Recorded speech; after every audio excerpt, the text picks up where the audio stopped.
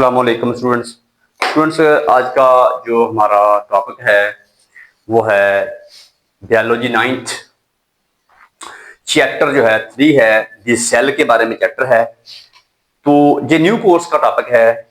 इसमें आज हम लोग बात करने जा रहे हैं कि स्ट्रक्चर ऑफ सेल के ऊपर। स्टूडेंट्स सेल की जो स्ट्रक्चर है उसके बारे में आज हम लोग बात करेंगे कि सेल की स्ट्रक्चर क्या है। ये मेरा चैप्टर 3 है, उसका टाइटल है दी सेल। उसमें से हम लोग आज जो बात करेंगे वो है स्ट्रक्चर ऑफ सेल।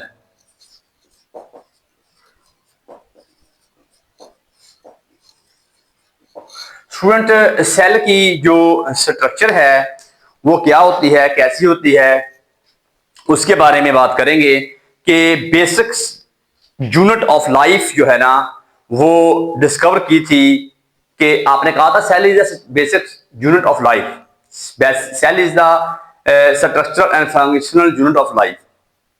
ये बात लास्ट लेक्चर में हमने रिकॉर्ड करवाई थी। तो आज उससे आगे पढ़ते हैं कि ये बेसिक यूनिट ऑफ लाइफ किस बंदे ने दरियाफ्त किया था। सबसे पहले जो इसको दरियाफ्त करने वाला बंदा था वो कौन था और उसमें उस बंदे ने क्या दरियाफ्त किया था।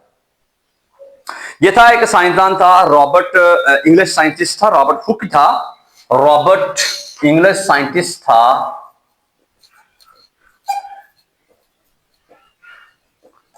रॉबर्ट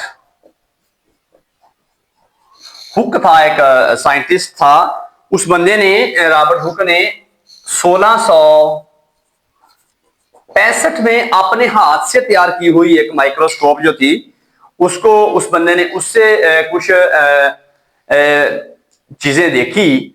जो उस बंदे ने अपने हाथ से एक माइक्रोस्कोप तैयार की थी और उसने अपने सिंपल माइक्रोस्कोप जो तैयार की थी उसके अंदर उसने लकड़ी का एक स्लाइस रखा और उस लकड़ी के उस स्लाइस के अंदर उसने छोटे छोटे खाने देखे। तो उसने उन खानों को सेलुला अपनी जुबान में कहा था। सेलुला जो हमारे तक सेल की शक्ल में टर्म आई है, उसने अपनी जुबान में सेलुला कहा था।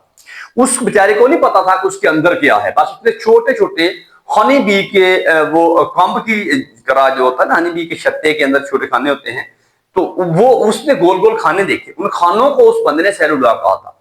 तो हम उसको आज की टर्म में, आज के दौर में उसको सेल कहते हैं।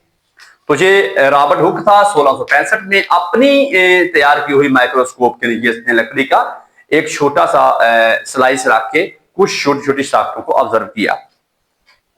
रॉबर्ट हुक ने यूजिंग सिंपल माइक्रोस्कोप जो है,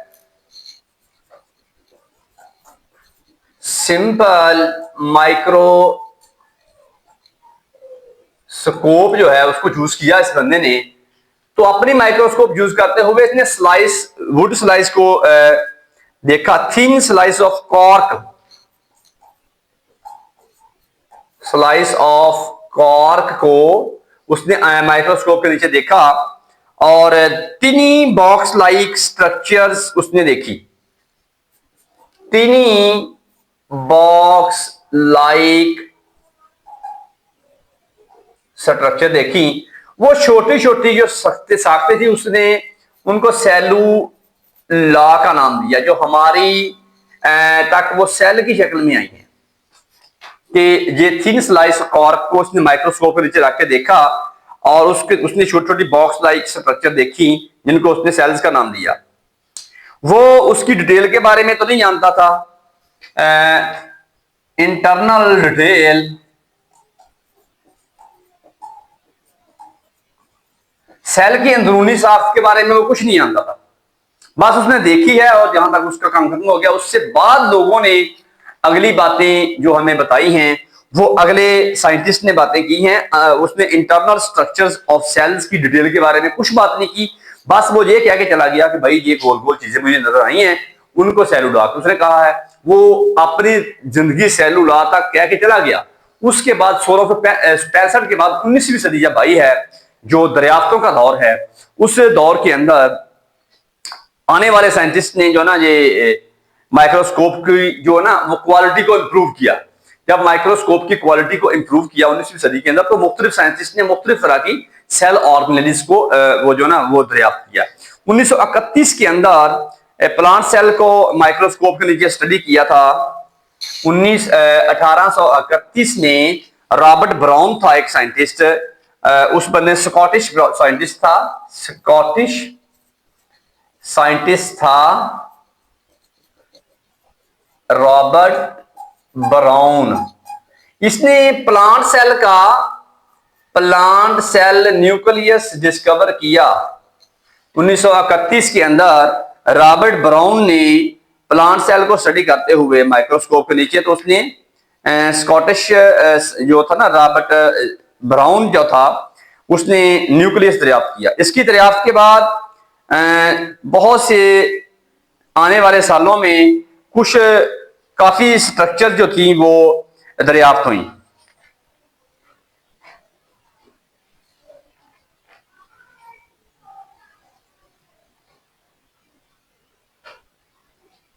तो इसके बाद इस बंदे ने, आप देखें यहां पे वो उस बंदे ने खच मारी, इसे कहते खच मार गया वो बंदा, ये कह के चला गया कि भाई सेल किसने दरियाफ्त किया है, बस बात खत्म। सेल दरियाफ्त करने के बाद वो बंदा सो गया है कि बाजी वो कहानी खत्म हो गई है। और ये कहा हुआ है कि ये एक रॉबर्ट ब्रूक था, एक इंग्लिश साइंटिस्ट था, उस बंदे ने जी बेसिक यूनिट ऑफ लाइट को दरियाफ्त किया है सिंपल माइक्रोस्कोप को इस्तेमाल करते हुए। 1665 के अंदर उसने थिन स्लाइस लकड़ी का लेके, कॉर्क का लेके माइक्रोस्कोप जो अपनी बनाई थी उसके नीचे रख के उसकी स्टडी की, उसको सेल नजर आए, उसने उसको सेलुला कहा था। इसके बाद इंटरनल डिटेल के बारे में वो खामोश रह गया है। इस बंदे ने कहा कि उसके बाद न्यूक्लियस दरियाफ्त किया था रॉबर्ट ब्राउन ने, एक इंग्लिश स्कॉटिश साइंटिस्ट था, उसने न्यूक्लियस दरियाफ्त किया। अब इस बंदे ने ये नहीं बताया श्वान ने क्या किया था, शिल्टन ने क्या किया था, लॉइस पास्चर ने क्या किया था, कोई बातें इस बंदे ने की नहीं है कि वही भाई तमाम जो जानवरों के सेल हैं, जानवर हैं वो भी सेल से मिलकर बने हुए हैं, ये श्वान ने कहा था। तमाम पौधे जो हैं वो सेल्स पर मुश्तमिल होते हैं, ये भी शिल्टन ने कहा था। ये इनके बारे में बताने भूल गया। अब सच बोल रहा थोड़ा, अल्लाह के बंदो किताब चेंज की है तो उसको जरा डिटेल से बात करें। इसके बाद जनाबे वाली खामोश हो गए, ऐसी वो खामोशी इख्तियार की है कि अल्लाह याफज है। अब आगे बच्चों को ये बताया ही नहीं है कि श्वान और शिल्टन उसका काम क्या है। इसके बाद रॉडोल्फ विर्कू का काम नहीं बताया इस बंदे ने। रॉडोल्फ विर्कू ने कहा था पुराने सेल की तकसीम से नए सेल बनते हैं। माशाल्लाह बहुत अच्छी बुक लिखी हुई माशाल्लाह इस बंदे ने, सेल थ्योरी के बारे में कोई बात नहीं की हुई। जरा पढ़े ना जरा पुरानी बुक, क्या सेल थ्योरी थी उसमें रॉडोल्फ विर्कू के बगैर तो सेल थ्योरी मुमकिन ही नहीं है। पुराने सेल की तकसीम से नए सेल बनते हैं। पौधों के सेल्स, तमाम पौधों और जानवरों के सेल जो होते हैं वो पौधे और तमाम जानवर सेल पर मुश्तमिल होते हैं। ये श्वान और चिल्ड्रन के बारे में नहीं बताया, लॉइस पास्चर के बारे में नहीं बताया इस बंदे ने, हल्की सी बात करके और निकल गया आराम से। तो बहरहाल ये चीजें बहुत ज्यादा इस बंदों की है जो कॉन्फ्लिक्ट पैदा करती हैं। चलो बहरहाल इसको छोड़े, ये जो नए बच्चे हैं उन बेचारों को तो पता ही होगा कि ये फलां फलां साइंटिस्ट ने क्या क्या कुछ किया था, ये किताबें चेंज कर रहे हैं माशाल्लाह बेचारे। चलो छोड़े इस चीज को। इसके बाद है कि ये 1831 के अंदर साइंटिस्ट है रॉबर्ट ब्राउन, उसने न्यूक्लियस दरियाफ्त किया। इसके बाद इस बंदे ने एक यूज की हुई है प्रोकैरियोटिक और यूकैरियोटिक। प्रोकैरियोट्स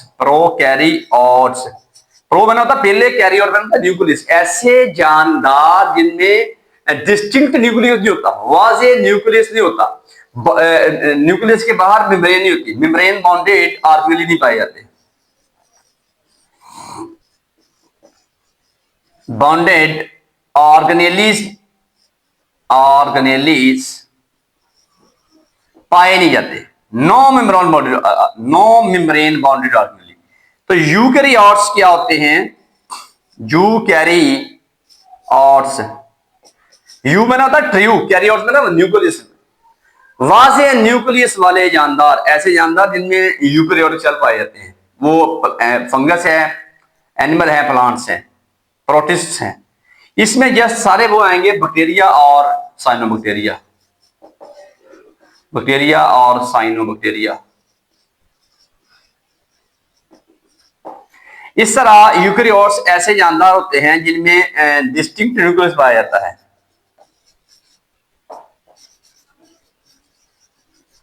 और मेम्ब्रेन बॉन्डेड ऑर्गेनेली पाए जाते हैं। प्रोकैरियोट्स में मेम्ब्रेन बॉन्डेड ऑर्गेनेली पाए जाते हैं। यूकेरियोट्स के अंदर न्यूक्लियस भी मेम्ब्रेन बाउंडेड होता है और बकाया सेल ऑर्गेनेली भी होते हैं, वो क्लोरोप्लास्ट हैं या माइटोकॉन्ड्रिया हैं या वैक्यूल हैं, वो भी मेम्ब्रेन बाउंडेड होते हैं। और ये अक्सर फॉर पेपर में आया था, होता था पुरानी बुक्स के अंदर के प्रोकैरियोटिक और यूकेरियोटिक में क्या फर्क होता है। तो ये तो था स्टूडेंट्स हमारा जो है ना सेल के बारे में, स्ट्रक्चर ऑफ सेल है कि सेल कहां से दरियाफ्त हुआ, कब दरियाफ्त हुआ, किसने दरियाफ्त किया, कैसे कैसे सफर करते हुए जी यहां तक पहुंचा है। तो ये हमारा जो टॉपिक था कि इंग्लिश साइंटिस्ट था रॉबर्ट ब्राउन, उस बंदे ने 1665 के अंदर अपने हाथ की तैयार की हुई माइक्रोस्कोप को इस्तेमाल करते हुए एक कॉर्क का स्लाइस यूज किया, उसके माइक्रोस्कोप के नीचे रख कर देखा, उसको छोटे छोटे हनी बी की जो है ना कॉम्ब की तरह के वो खाने नजर आए। उसने उनको कहा सेलुला, हमारे तक वो टर्म सेल की शक्ल में आई है। उसने इंटरनल स्ट्रक्चर के बारे में कोई डिटेल नहीं बयान की। 1831 के अंदर एक था, एक स्कॉटिश साइंटिस्ट था, रॉबर्ट ब्राउन था, उस बंदे ने प्लांट के सेल के अंदर न्यूक्लियस दरियाफ्त किया। इसके बाद श्वान और श्रीडन जो था उसके बारे में भी जो है ना श्वान, इसने कहा था एनिमल सेल्स जो हैं, एनिमल के सेल्स के बारे में था कि एनिमल भी जो है वो सेल पर मुश्तमिल होते हैं। श्लीडन जो है ये 1838 और 1839 की बातें हैं। इसने कहा था कि प्लांट्स जो हैं आल्सो कंपोज्ड ऑफ सेल्स, के पौधे की बॉडी भी जो है वो सेल से मिलकर बनती है। इसने कहा था एनिमल्स की बॉडी भी जो है वो सेल से मिलकर बनती है। रोडोल्फ विर्कू जो था, रोडोल्फ विर्कू, इस बंदे ने कहा था कि पुराने सेल की तकसीम से नए सेल बनते हैं, पुराने सेल्स की तकसीम से ओमिनस सेलुलाई सेलुला, ओमिनस सेलुला ई सेलुला सेलुला, पुराने सेल की तकसीम से नए सेल बनते हैं। ये अपनी जुबान में इस बंदे ने कहा था ना रोडोल्फ विर्कू ने कि भाई जी पुराने सेल की तकसीम से नए सेल बनते हैं, ओमिनस सेलुलाई सेलुला। तो जी स्टूडेंट्स ये था हमारी सेल की स्ट्रक्चर के बारे में कि मुख्तलिफ साइंटिस्ट का क्या कर रहा था। और अब हम मुख्तलिफ सेल ऑर्गेनेली के बारे में पढ़ेंगे इंशाल्लाह, वो नए लेक्चर के अंदर रिकॉर्ड करवाएंगे कि मुख्तलिफ सेल की ऑर्गेनेलीज क्या होती हैं और उनका क्या काम होता है प्लांट्स और एनिमल्स की। तो मैं उम्मीद करता हूँ कि ये सेल की स्ट्रक्चर के बारे में टॉपिक था आपको बड़ी अच्छी तरह समझ में आ गया होगा। मिलते हैं एक नई वीडियो के साथ, अपना अपने प्यारों का ख्याल रखिएगा। पाकिस्तान जिंदाबाद।